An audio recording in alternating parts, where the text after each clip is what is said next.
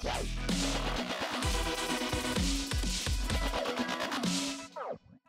you like what you see? Then click the subscribe button so you can stay tuned with the most up-to-date Dangerous Thing videos. Hey guys, DT here. Welcome back to my channel and welcome to a brand new episode of Clash Royale. In this episode, we're checking out a new deck that I have been playing, and I'm currently at 3,775 trophies, trying to push my way into a 4K trophy range. And basically, this is my take on the lavaloon classic deck that I also loved to use back in the day, but instead of having a building card that I usually have the tombstone, furnace, or let's say an inferno tower, I am using the elixir pump, and I'm also making small changes with my cheap troops to basically make this deck really powerful. So first off, if you get the rotation and right off the bat you have your elixir pump, you gotta place it right away. And you guys know that in order to make elixir, you have to spend elixir. That's what the card says.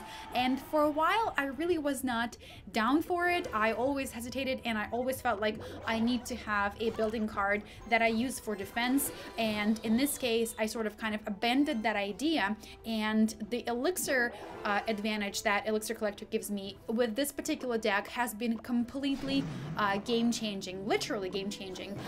This particular deck I've been using for about a day now, like every single time that I was swapping back and forth, and I have had a 62.5% ratio where I won with a 3-crown victory, and that is really incredible. That just helps you out to fill up your crown chest spots. It helps you with your 3-crown ratio, and overall just makes you feel really good about yourself, right? So now let's talk about how I basically play this deck. Now, this is not a rocket science. When you play a lavaloon deck, things are really quite simple. What is really different about this from me personally is that I'm not using my 1 elixir skeletons. I'm not using my goblins or spear goblins. I'm using a goblin gang. I did not use goblin gangs for the longest time. I know the card is relatively new, but I never really used them until this deck. And in this deck, it is really integral because it helps you out with defending when you have yourself elite barbarians coming your way. So you can do just this right here and drop your cheap troops and then rotate for goblin gang and basically try and defend. Or you can also use them on the defense against air units such as lava hound or balloon, and that's just something that Skarmy, which is what I used to use before quite a bit, does not have. You're not able to really defend against air units when they're coming your way. And with Goblin Gang, you have yourself a combination of gobs and spear gobs, so it definitely does help out on the defense. So I highly recommend checking them out. If, like me, you two were hesitant or are hesitant about using them, I recommend give them a go. I think you will not be disappointed, especially if you're trying them out in this deck. So also, one thing about this deck that's really funny slash I guess a bit annoying is that every single time I 3-crown somebody, I end up losing 1 tower. So it usually is a 3-crown to 1-crown victory. 3, of course, being on my end, but it's just really weird how I end up losing 1 tower, and I think that's because the deck ultimately is still a bit expensive, and even with the elixir collector there, I am at a disadvantage. So I end up losing that 1 tower, but then I build up for that 1 good push once we go into double elixir time. So right over here, my opponent is playing elite barbarians, and guys, every single replay that I'm going to show you, my opponent is using elite barbarians. Whether there is something in the water or the air, I don't know, but the card is just not going anywhere. People love it. I'm personally not a huge fan, so I usually stay away from it. I prefer my lava hound and not elite barbies in terms of the heavy muscle, so to say. So here we go, guys. 30 seconds left, and my lava hound is making its way to the crown tower, to the king tower. My opponent pops his inferno tower, which is great because now that the pops are out and then the balloon is there helping them out, I'm dropping my goblin gang to help out with the air defense and also help with some chip damage there. And look how quickly we get ourselves the 3 crowns. So I really hope that you do give this deck a go. I know 4.0 elixir is a little scary. You're like, oh, that's really expensive. I like, you know, under shorter 3-point elixir, average elixir decks, but this does work like magic, guys. I mean, just check this out. So another replay here going against Logan, and this is one of the situations where you place your elixir collector and boom, your opponent has a fireball. I mean, much preferred to a rocket because I'd be totally crap out of luck, but it's okay because we still have our elixir collector going. We're not going to get as much elixir out of it as we were going to, but it's fine because now my opponent is low on the elixir and I am building up there. So the hog rider push here is happening, and this is just one of those times where I was like, I have to let go. That tower is a goner because the hog rider is going to completely annihilate it, and I just have to be okay with it and continue to build up for the push. So I did have elixir there to drop my minions, but I didn't want to risk it, so I just tried to build up for a better, bigger push, and instead of, you know, being very reactive, I decided to go just heavy on the offense and not be reactive on the defense. So here we go, guys. Logan got my 1 tower and he's going in for my king tower, but we're about to get his right hand side tower and then go for the crown, for the 3 crown king tower, and he does an OP job clearing up my minion, my lava pops and my balloon with that fireball. That was a really sweet fireball, but you know what, I know now he doesn't have the fireball, so I can pop my elixir collector and he is not going to be able to hit it up until he rotates for that fireball. So he's going in with the hog rider and archers, and I'm just gonna hold off a little bit, not overly worried. I know that he's got his